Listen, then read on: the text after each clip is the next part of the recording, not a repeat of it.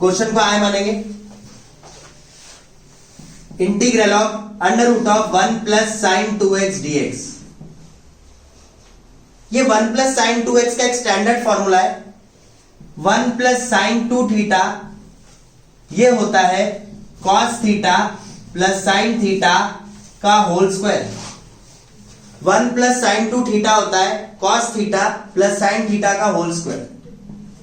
आप यदि ये फॉर्मूला यहां अप्लाई करते हो तो बस यहां पे डिफरेंस ये है, यहां थीटा की जगह x है, तो यहां आएगा cos x plus sine x का होल स्क्वायर dx।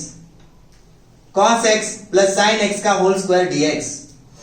अब यहां पे स्क्वायर के साथ रूट कैंसिल हो जाएगा, स्क्वायर के साथ रूट कैंसिल हो जाएगा तो बचेगा cos x plus sine x dx।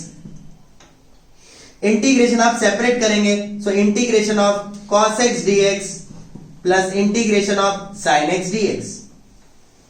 अब यहां सॉल्व करेंगे, cos का integration sin x plus sin का integration minus cos x plus c। ये कैसे आया? ये स्टैंडर्ड फॉर्मूलेज है। cos का इंटीग्रेशन sin x, sin का इंटीग्रेशन माइनस cos x, बीच में plus. Now this is sin x plus into minus minus cos x plus c. This is your answer.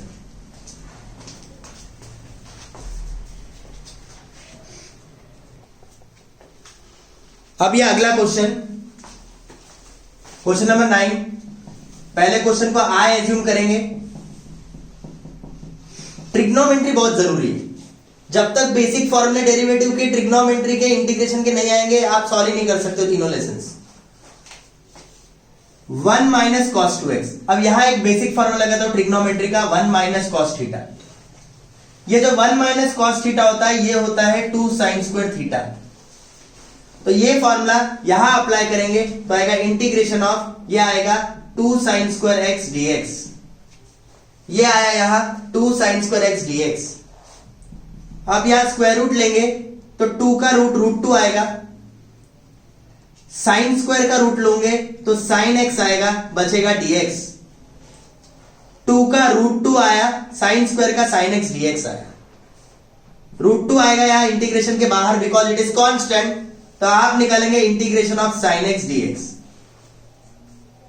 तो यहां आएगा रूट 2, साइन x का integration minus cos x plus c।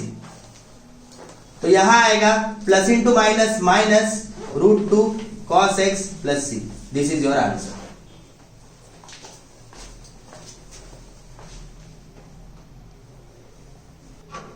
हाँ, तब ये question है 10। I equals to integral of sine 4x cos 3x dx।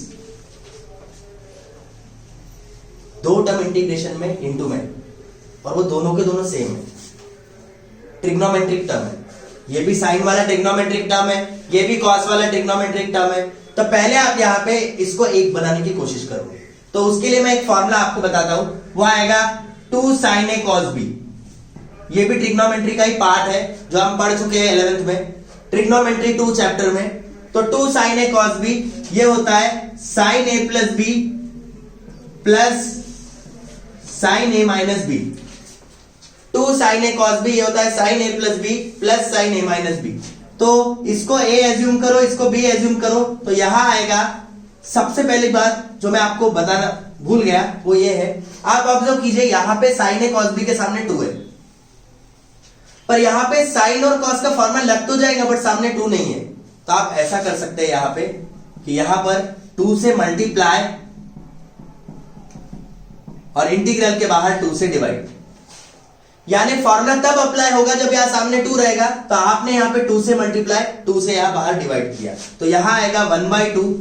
अब आप इजीली ये फॉर्मूला यहां अप्लाई कर सकते हैं। तो यहां आएगा sin a प्लस b मतलब sin 4x plus 3x plus sin a minus b 4x minus 3x into dx। तो यहां आएगा 1/2 इंटीग्रेशन ऑफ, यहां आएगा sin 7x 4x minus 3x is x into dx। तो यहां आएगा 1/2, इंटीग्रेशन सेपरेट करेंगे तो integration of sin 7x dx plus integration of sine x dx। तो यहां आएगा 1/2 साइन 7x का integration minus cos 7x upon 7। Sine का इंटीग्रेशन कॉस होता है, माइनस कॉस होता है, बट जो भी x का कोएफिशिएंट रहा उसको डिनोमिनेटर में लिखा जाता है, और यहां पे x का कोएफिशिएंट 7 है इसलिए अपॉन 7। तो साइन का आया minus cos 7x upon 7 plus यहां साइन x का minus cos x plus c। अब इस 1/2 से आप अंदर मल्टीप्लाई करेंगे तो यहां पर आएगा plus into minus minus 1/14 cos 7x plus into minus minus 1/2 cos x plus c। यहां पे आंसर फिनिश हो गया आपका। तो आपको याद रखना है जब कभी भी ऐसा x का कोएफिशिएंट कुछ भी रहता है तो उसको आपको नीचे लिखना ही पड़ता है। यहां पे आपका क्वेश्चन 2 फिनिश हो गया।